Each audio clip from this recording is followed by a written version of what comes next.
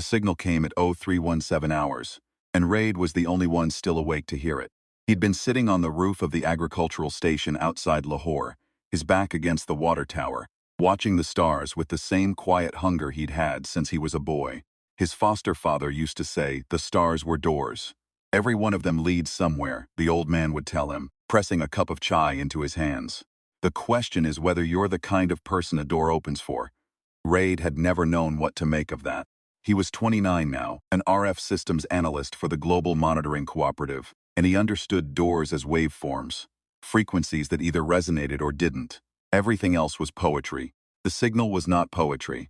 It came in on a band that shouldn't have been able to carry information, subquantum modulation. The GMC had theoretical papers on the possibility the way physicists have theoretical papers on time travel. Interesting over tea, useless in practice.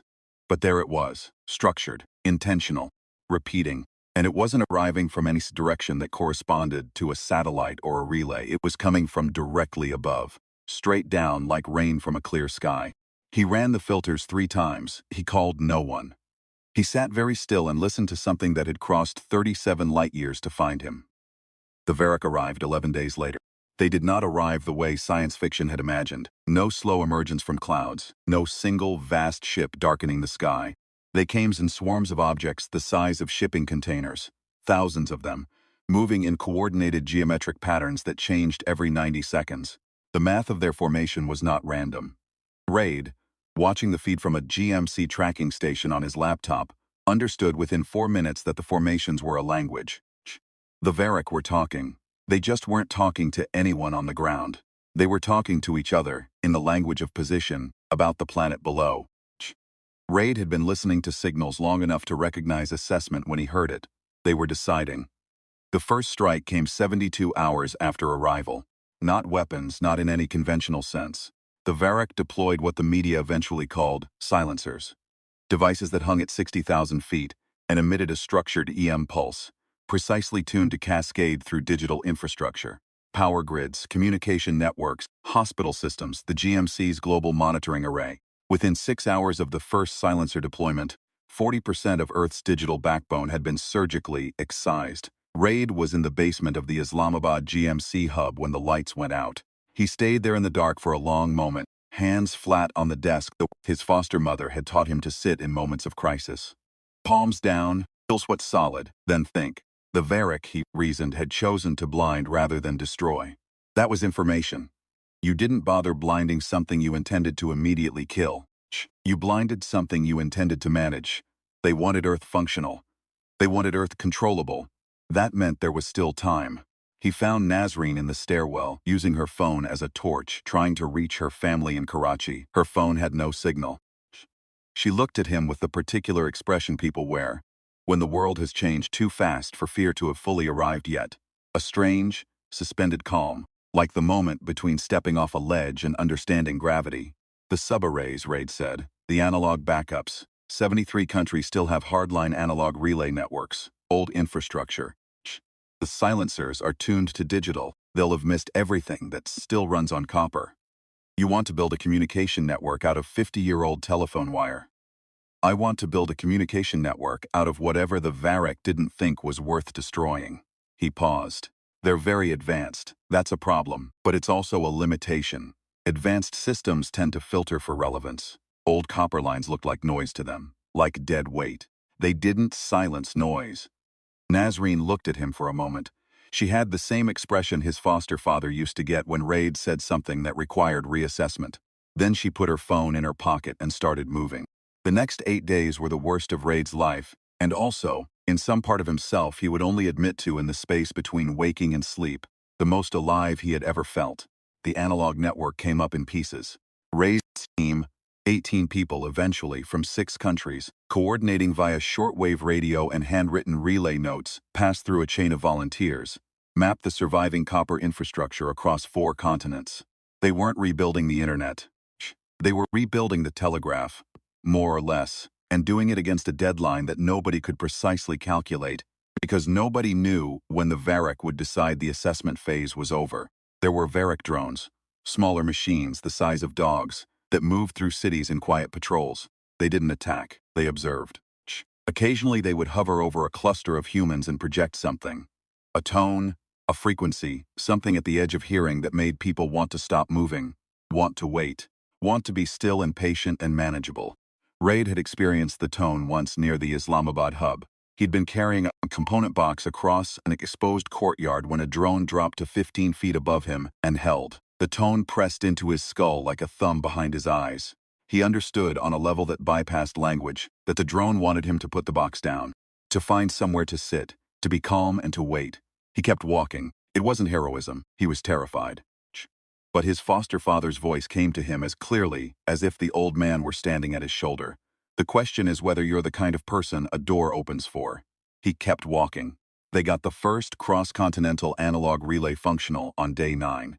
It was slow, achingly, laughably slow, capable of transmitting perhaps 200 characters per minute in optimum conditions, and conditions were rarely optimum, but it worked.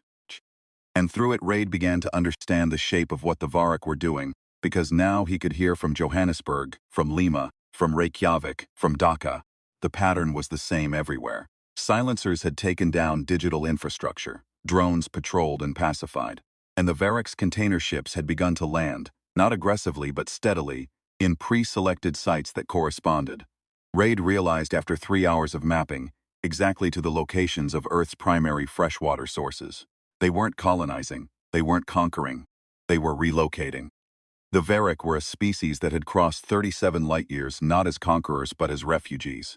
Their home system's primary star was in the early stages of a process that would render it uninhabitable within, by Raid's estimation, 2 to 3 generations.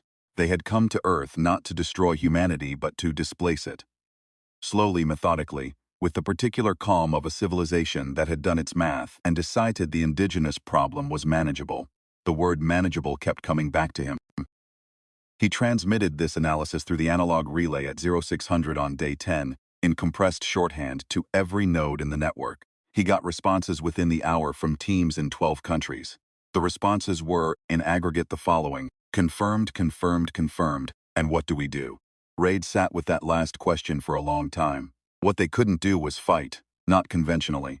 The Varak's technology lead was measured in centuries, possibly millennia. Their drones were immune to every portable weapon system that had been tried. The silencers at 60,000 feet were untouchable by anything still flying. Any conventional military engagement would be brief and catastrophic.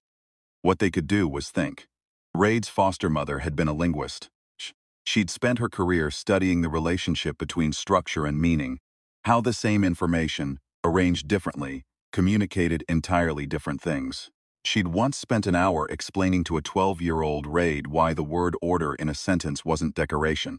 The order, she'd told him, is the argument. Change the order, change the truth. He went back to the formation language. The Varak communicated in position, in geometric relationships between their container ships, updating every 90 seconds. Raid had been passively recording this language for 10 days, via 3 surviving radio telescope dishes that the Varak again had assessed as non-threatening noise. He had 10 days of vocabulary. He had, more importantly, 10 days of context. He knew what the Varak had done on each day, which meant he had meaning to attach to the symbols. He couldn't speak their language. But he was beginning to understand what certain arrangements meant. And he had 3 radio telescope dishes that could generate a microwave transmission in directional formation. The message he composed took 6 hours and involved 3 linguists, 2 mathematicians, and a retired air traffic controller from Ankara who turned out to have a gift for spatial logic. It was not a threat. It was not a plea. It was, as best Raid could construct it, a statement of position. Transmitted from the ground, in the Varak's own geometric language, at 0300 on day 14, it said, "We see you. We have seen you since before you arrived. We know what you need and we know why. We are still here. We are not managed." He didn't know if it would work. He didn't know if the Varak would interpret it as aggression, or as contact, or as something their philosophy had no category for. He was an RF analyst from Lahore who had spent 10 days running telegraph wire across 4 continents. He was, by any reasonable metric, not the person who should be making first contact with an interstellar civilization. But there was no one else at the terminal, and the doors were open. The Varak drones stopped moving at 0347, all of them simultaneously across every city where they had been observed. They simply stopped and hovered and were still, The way a person goes still when they hear something unexpected. When something requires recalculation. For 11 minutes, nothing moved. Then the silencers at 60,000 feet began to descend. Not in attack posture. Raid had studied enough of their formation language to read the difference between approach and withdrawal. They were descending in the geometry of reorientation, the pattern the Varek used when a container ship was changing its assigned site. They were changing the plan. The power came back on in sectors over the following 6 hours. Not all at once, the silencers had to be physically repositioned, and the Varek were methodical. But steadily, city by city, the grid flickered back to life. In Islamabad, Raid was standing in the GMC courtyard when the lights came on across the valley, one district at a time, like a slow exhalation. Nazreen stood beside him and said nothing for a long time. "What did you say to them?" she finally asked. "That we noticed them." He watched the lights. "That we'd been watching since before they got here. That we understood what they needed." He paused. "And that we were the kind of species that could still be talking." "That's it?"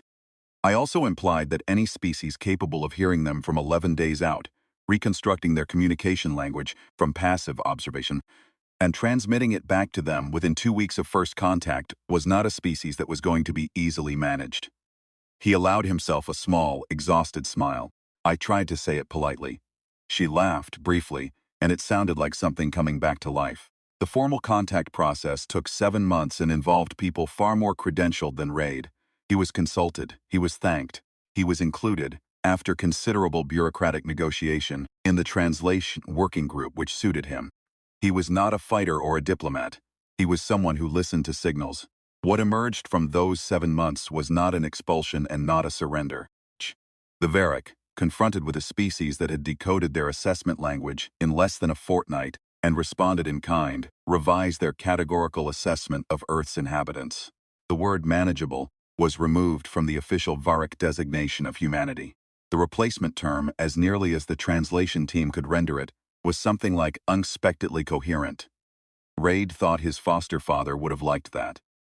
On the night the contact treaty was formalized, a document that committed both species to a negotiated solution to the Varek's displacement crisis, one that would take decades and enormous resources from both sides, and would require humanity to extend a degree of trust it had no precedent for. Raid went back to the roof of the agricultural station outside Lahore. The stars were the same as they had always been. The Varek container ships were visible among them now, pinpricks of light that moved with quiet purpose, no longer in assessment formations but in something closer to patience. He sat with his back against the water tower and held a cup of chai that had gone cold while he was thinking, and he thought about doors. About what it meant to be the kind of person a door opened for. He didn't think it meant being the bravest or the strongest or the most credentialed. He thought it meant being the kind of person who kept walking when the drone wanted you to sit down. Who stayed awake when everyone else was asleep. Who listened to frequencies that weren't supposed to carry meaning. He thought it meant being the kind of species that, when something crossed 37 light-years and looked down at you, looked back. That was what had saved them. Not weapons, not walls. The simple, stubborn, specifically human refusal to be noise.